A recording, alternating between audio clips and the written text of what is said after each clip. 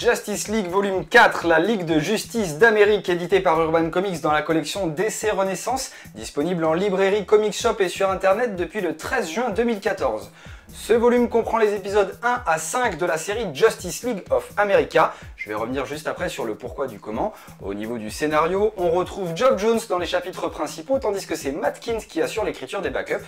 Pour le dessin, beaucoup de monde, puisqu'au total, pas moins de 5 artistes dans les 176 pages qui composent ce volume.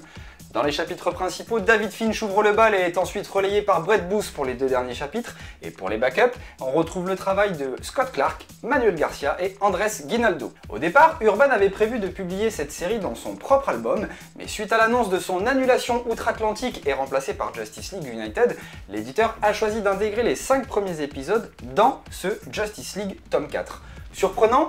Ben en fait, pas vraiment plus que ça quand on y regarde d'un petit peu plus près. Suite aux événements racontés dans les tomes précédents, l'opinion publique fait de moins en moins confiance à la Justice League. Et c'est pourquoi le gouvernement américain, via l'Argus, l'agence de recherche contre les groupes unissant des surhumains, et sa nouvelle directrice Amanda Waller, décide de rassembler une équipe capable, selon eux, de contrer la menace que pourrait représenter une Justice League hors de contrôle.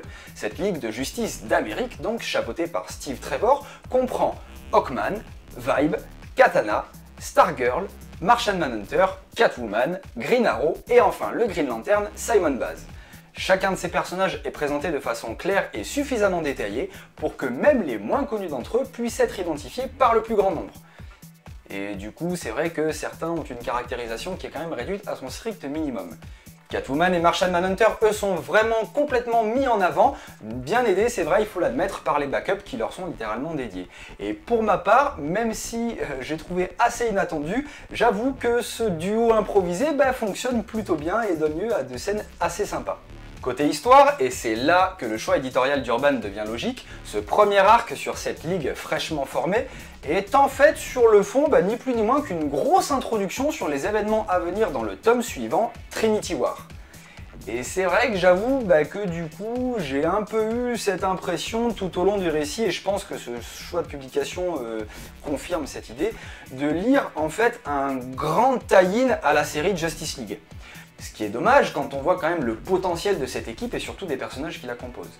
L'histoire est super sympa, c'est vrai, mais je m'attendais en fait pour un premier arc à trouver quelque chose de vraiment centré sur cette équipe uniquement. L'ombre de la Justice League plane un petit peu tout au long du récit et du coup je trouve empêche un petit peu cette Justice League of America version New 52 de vraiment complètement s'imposer. Visuellement pour la partie principale, même si David Finch alterne entre des planches très jolies et d'autres beaucoup plus moyennes, l'ensemble reste malgré tout très plaisant et propre. Les chapitres dessinés par Brett Booth sont tout aussi agréables, avec d'ailleurs une superbe mise en couleur par Andrew Dalhouse. Pour les backups, j'ai beaucoup aimé le travail présenté par Scott Clark avec des personnages très expressifs et très détaillé.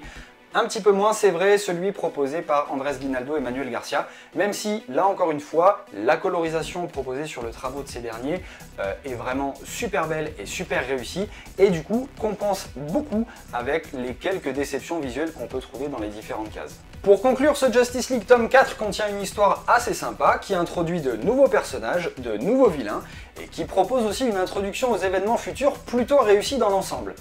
Dommage du coup en revanche que l'ombre planante de la Justice League tout au long du récit vienne nous laisser cette impression un peu de gros tie-in, surtout que Justice League of America est quand même une série principale de chez DC Comics. Pour les lecteurs habitués de Justice League, vous avez là un tome qui n'est pas indispensable à la compréhension des futurs événements, mais qui reste quand même très appréciable et non négligeable. Par contre, si vous entrez dans Justice League avec ce tome 4, je vous conseille fortement d'envisager de lire la suite des événements afin de profiter pleinement de ce que met en place ce tome 4.